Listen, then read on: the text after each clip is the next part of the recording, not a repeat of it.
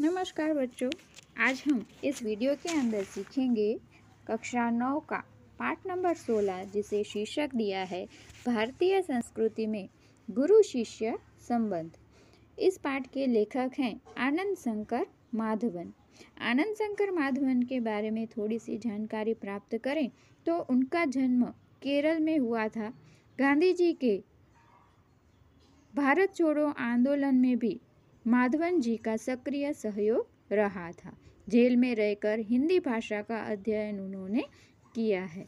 उनके बारे में और बात करें तो उनकी रचनाओं के बारे में बात करें तो बिखरे हीरे, अनशलाका, हिंदी आंदोलन, आमंत्रित मेहमान, आरती, उषा, संजीवनी आदि उनकी प्रमुख रचनाएं हैं। इस पाठ के अंदर लेखक ने गुरु शिष्य संबंध की गरिमा यानी कि उसके महत्व को स्पष्ट किया है और बताया है कि प्राचीन समय में किस तरह गुरु के आश्रम में रहकर विद्यार्थी विद्या ग्रहण करते थे और उस समय गुरु बदले में किसी वस्तु या पैसे प्राप्त करने की कोई भी इच्छा नहीं रखते थे।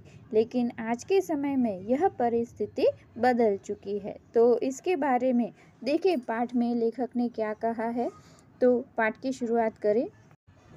हमारे समाज में व्यावसायिक संस्कृति का बोलबाला है। इस कारण गुरु शिष्य संबंधों में परिवर्तन आया है। पहले विद्यालय मंदिर के समान माने जाते थे। शिक्षा देना एक आध्यात्मिक अनुष्ठान यानी कि पूजा मानी जाती थी। वह परमेश्वर प्राप्ति का एक माध्यम था। पैसे देकर शिक्षा खरीदी नहीं जाती थी। आज स्थिति बिल्कुल बदल गई है और अब शिक्षण कार्य पेट पालने का साधन बन गए हैं। यानी कि अब जो भी शिक्षा दी जाती है वह सिर्फ पैसों के लिए दी जाती है, ऐसा लेखक का मानना है। जिसे भारतीय संस्कृति कहा जाना चाहिए वह आज भारतीय मानसिक क्षितिज में क्रियाशील नहीं है।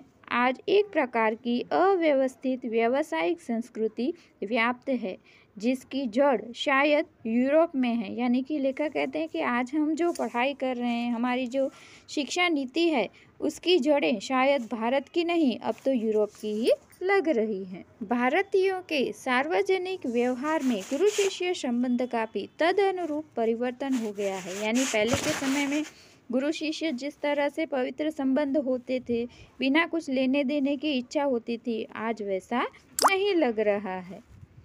यहाँ गुरु वेतन भोगी नहीं होते थे और न शिष्य को ही शुल्क देना पड़ता था। शुल्क यानी फीस। न गुरुओं को तनख्वाह देनी पड़ती थी, न शिष्यों को फीस भरनी पड़ती थी। पैसे देकर विद्या खरीदने की यह क्रय विक्रय यानी कि बेचना क्रय विक्रय पद्धति निस्संदेह उस भारतीय मिट्टी की उपज नहीं है। यानी कि ये हमारे देश का बिल्कुल नहीं हो सकता। शिक्षा प्रणाली या शिक्षणालय भी इसे कहा जा सकता है। शिक्षण प्रणाली एक प्रकार के आश्रम अथवा मंदिर के समान है। यहाँ पर एक भवन है और उसे मंदिर मानकर वहाँ पर शिक्षा ग्रहण की जाती है। गुरु को साक्षात परमेश्वर ही समझा जाता था। शिष्य पुत्र से अधिक प्रिय होते थे। यहाँ सम्मान मिलना ही शक्ति मानने का रहस्य था। यानी कि जिस व्यक्ति को सम्मान मिल रहा है वह सबसे ज़्यादा शक्तिशाली माना जाता था। प्राचीन काल में गुरु की शिक्षादान क्रिया उनका आध्यात्मिक अनुष्ठान थी। परमेश्वर प्राप्ति उनका एक मात्र माध्यम था। यानी कि गुरु ये मानते थे कि जैसे हम बच्चों को शिक्षा देंगे हमें परमेश्वर की प्राप्ति होगी। वह आज पेट भरने का जरिया बन गई है। यानी कि आज भगवान की प्राप्ति न होकर यह कार्य, शिक्षा का कार्य, सिर्फ पेट भरने की क्रिया हो गई है, क्योंकि इसी से गुरुओं को वेतन मिल रहा था और आज यूरोप की तरह मिल रहा है। प्रारंभ में विवेकानंद को भारत में महत्वपूर्ण स्थान प्राप्त नहीं हुआ, पर जब उन्होंने अमेरिका में नाम कमा लिया तो भारतवासी दौड़े मालाएं लेकर स्वागत करने। रविंद्रनाथ ठाकुर को भी नोबेल पुरस्कार मिला तो बंगाली लोग दौड़ पड़े यह राग आलापते हुए अमादेर ठाकुर, अमादेर कठोर सपूत, यानी कि जैसे ही नोबेल पुरस्कार बना या फिर उन्हें मिला, रविंद्रनाथ ठाकुर को मिला, वैसे ही बंगाली सभी उन्हें अपना सपूत कहने लगे। उससे पहले रविंद्रनाथ ठाकुर या फिर विवेकानंद जी को जैसे कोई जानता या मानता ही नहीं था। दक्षिण भारत में कुछ समय पहले तक भरतनाट्यम और कथकली को नहीं पूछा जाता था, पर जब उसे विदेशों में मान मिलने लगा तो आश्चर्य से भारतवासी सोचने लगे, अरे हमारी संस्कृति में इतनी अपूर्व चीजें भी भरी पड़ी हैं क्या? यहाँ के लोगों को अपनी खूबसूरती नजर नहीं आती, मगर पराये के सौंदर्य को देखकर मोहित हो जाते हैं। जिस देश में ज्ञान पाने के लिए मैक्स मूलर ने जीवन भर प्रार्थना की, उस देश के निवासी आज जर्मनी और विलायत जाना स्वर्ग जाने जैसा अनुभव करते हैं। यानी कि जो विदेशी भारत में आकर विद्या ग्रहण करने की इच्छा रखते थे, आज उसी तरह भारतवासी विदेश में जाना अपना सौभाग्य मानते हैं। यानी कि लेखक का कहना है कि भारत कितना खूबसूरत है, ये बात भारतवासियों को खुद भी पता नहीं है। ऐसे लोगों को प्राचीन गुरु शिष्य संबंध की महिमा सुनाना गधे को गणित सिखाने जैसा व्यर्थ प्रयास ही हो सकता है। यानी कि ये भारतवासी बिल्कुल समझें ऐसी परिस्थिति में नहीं है, ऐसा लेखक का मानना है। एक बार सुप्रसिद्ध भारतीय पहलवान घामा मुंबई आए। उन्होंने विश्व के सारे पहलवानों को कुश्ती में चैलेंज दिया। अखबारों में यह समाचार प्रकाशित होते ही एक पारसी पत्रकार ने उत्सुकतावश उनके निकट पहुंचकर उनसे पूछा, साहब, विश्व के किसी भी पहलवान से लड़ने के लिए आप तैयार हैं तो आप अपने अमुक शिष्य से ही लड़कर विजय प्राप्त करके देखो। घामा आजकल के शिक्षा क्रम में रंगे नहीं थे, इसलिए इन शब्दों ने उन्हें हैरान कर दिया। आंखें फाड़कर उस पत्रकार का चेहरा ताकते ही रह गए, यानी देखते रह गए। बाद में धीरे से कहा, भाई साहब, मैं हिंदुस्तानी हूँ, हमारा अपना एक निजी रहन सहन है, शायद इससे आप अपरिचित हैं। जिस लड़के का आपने नाम लिया वह मेरे पसीने की कमाई, मेरा खून है और मेरे बेटे से अधिक प्यारा है। इसमें और मुझ में फर्क नहीं है। मैं लड़ा या वह लड़ा, दोनों बराबर ही होगा। हमारी इस परंपरा को आप समझने की चेष्टा कीजिए। हम लोगों को वंश परंपरा से शिष्य परंपरा अधिक प्रिय है। ख्याति और प्रभाव में हम सदा यह चाहते हैं कि हम अपने शिष्यों से कम प्रभावित रहें। यानी हम यही चाहेंगे कि संसार में जितना नाम मैंने कमाया उससे अधिक हमारे पिता कमाए। मुझे लगता है आप हिंदुस्तानी नहीं हैं। यहाँ पर जवाब दिया गया है कि जो मेरे शिष्य हैं वही मेरे पुत्र के समान हैं। वो लड़े या मैं लड़ूं, वो जीते या मैं जीतूं, एक समान है। इस तरह विदेशी पत्रकार को भारतीय संस्कृति और गुरु शिष्य परंपरा के महत्व को समझा रहे थे, क्योंकि विदेश में गुरु शिष्य परंपरा में इतना भावुकता भरा संबंध नहीं देखा जाता। यहाँ पर गुरु अपने शिष्य को अपने से आगे निकले और खुश देखे, ऐसी बात नहीं देखी जाती।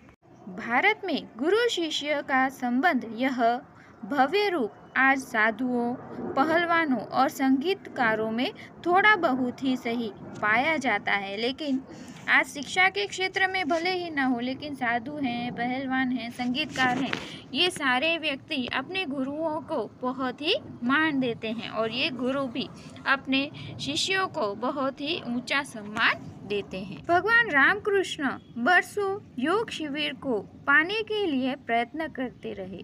उनके जैसे व्यक्ति को भी उत्तम शिष्य के लिए रो रो कर प्रार्थना करनी पड़ती थी। इसे समझा जा सकता है कि एक गुरु के लिए उत्तम शिष्य कितना महंगा और महत्वपूर्ण है, क्योंकि अगर कोई गुरु है उसकी नामना कब होगी, जब उसका जो शिष्य है वो उच्च ख्याति प्राप्त करेगा, पढ़ लिख कर कुछ बनेगा, तभी उस गुरु की नामना होगी या फिर लोग उसे श्रेष्ठ गुरु के रूप में जानेंगे। तो यहाँ पर गुरु के लिए श्रेष्ठ शिष्य मिलना भी उतना ही महत्वपूर्ण माना जाता है। संतान प्राप्ति वर्ग उन्हें दुख नहीं देता, पर बगैर शिष्य के रहने के लिए वे एकदम तैयार नहीं होते थे, यानी कि उन्हें शिष्य तो चाहिए ही।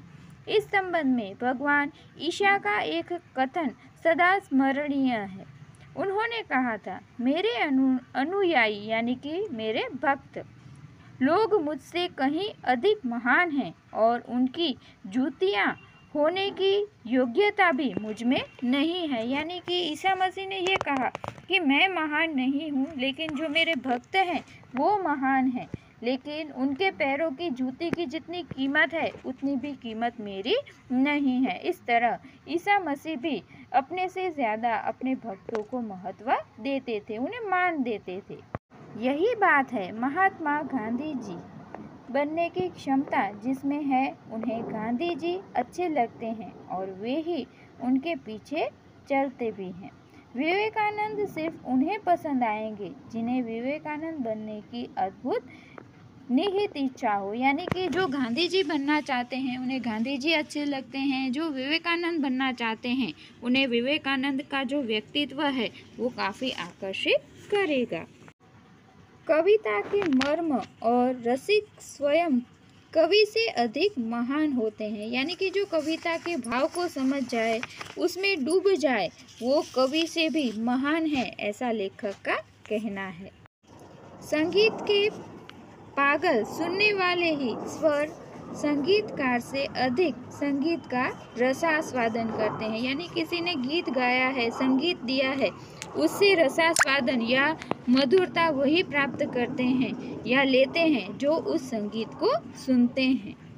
यहाँ पूज्य नहीं पुजारी श्रेष्ठ है, यहाँ सम्मान पाने वाला नहीं सम्मान देने वाला महान है। ये भारतीय संस्कृति है कि जिसे महान कहा गया है, उच्च स्थान पर बिठाया गया है, उस स्थान से जो उसकी पूजा करता है वही व्यक्ति श्रेष्ठ कहा जाता है।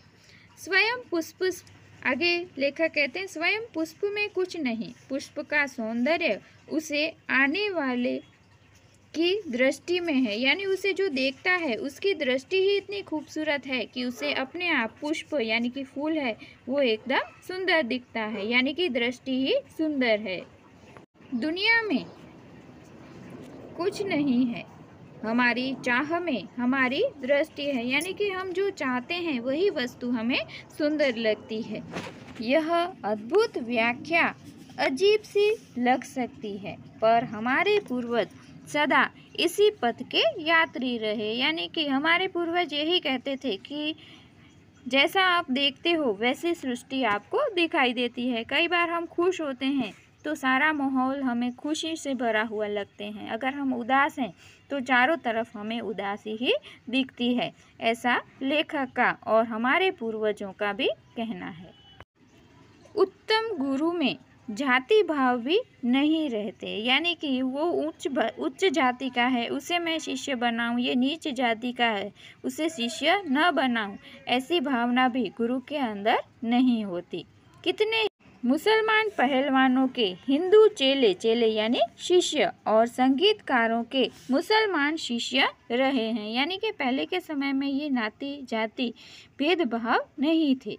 यहाँ परख गुण की, साधना की और प्रतिभा की होती, भक्ति और श्रद्धा की कीमत होती, न कि जाति संप्रदाय आचार विचार या धर्म की। आपकी साधना कितनी है, आप कितनी भक्ति से आए हो, आपके अंदर शिष्य के लिए या फिर गुरु के लिए कितनी भक्ति है, वही महत्वपूर्ण बात होती। बाकी गुरु मुस्लिम है या चेला मुस्लिम है या किसी और जाति का है, इसकी कोई महत्वपूर्ण बातें पहले के समय में नहीं दिखाई देती। आपके अंदर सीखने की इच्छा कितनी है वही महत्वपूर्ण बात है।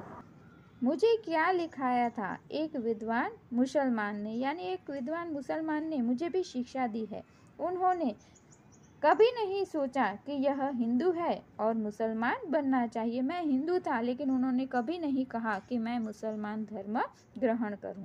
पुराने ज़माने में मौलवी, यानी कि जिस तरह हमारे संत होते हैं, गुरु होते हैं, तो मुस्लिम संप्रदाय में मौलवी होते हैं।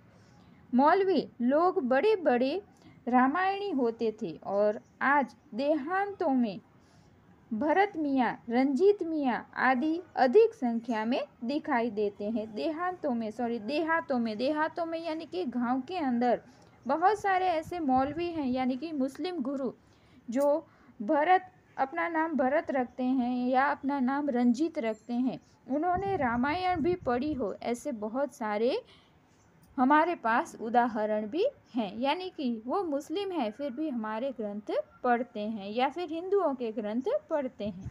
आज के गुरु भी सिर्फ सेवा लेने में ही चतुर हैं, देने में नहीं। उपनिषदों में आचार्यों ने कहा, सेवा देने की चीज़ है, लेने की नहीं। आप सेवा कीजिए, किसी से लीजिए नहीं। यह हमारे उपनिषदों में भी, हमारे ग्रंथों में भी कहा गया है। सेवा लेने की अधिकारी बच्चे, रोगी, असहाय और वृद्ध बच्चों को परमेश्वर कहा गया है या फिर परमेश्वर की मूरत समझा गया है। इन सभी को आप मदद कर सकते हैं, उसकी सेवा कर सकते हैं, लेकिन किसी और स्वरूप में आप सेवा के अधिकारी नहीं हैं। सेवा रूपी पूजा से उनकी शक्ति को प्रज्वलित करने की क्षमता और सहृदयता रखने वाले ज्ञानी और तपस्वी पुरोहित आजकल के गुरु नहीं रह गए हैं। किसी भी देव मंदिर की पूजा की शक्ति उनकी मात्रा तक ही संभव है, जितनी मात्रा में उनके पुजारी की भाव पूजा में नैवेद्य भावना भरी रहती है। यानी कि पुजारी भी आजकल यही देखते हैं कि कितना नैवेद्य चढ़ाया गया है। तो इस पाठ में लेखक ने बताया है कि आज कोई भी व्यक्ति पवित्र नहीं रह गया है, लेकिन हमारी जो संस्कृति है वह पवित्र गुरु शिष्य संबंध से भरी हुई थी। तो आज के समय में भी ऐसे ही पवित्र गुरु संबंध हो, ये समाज की आवश्यकता बन गई है। धन्यवाद। ये था गुरु शिष्य संबंध, प्राचीन समय और आज के समय में।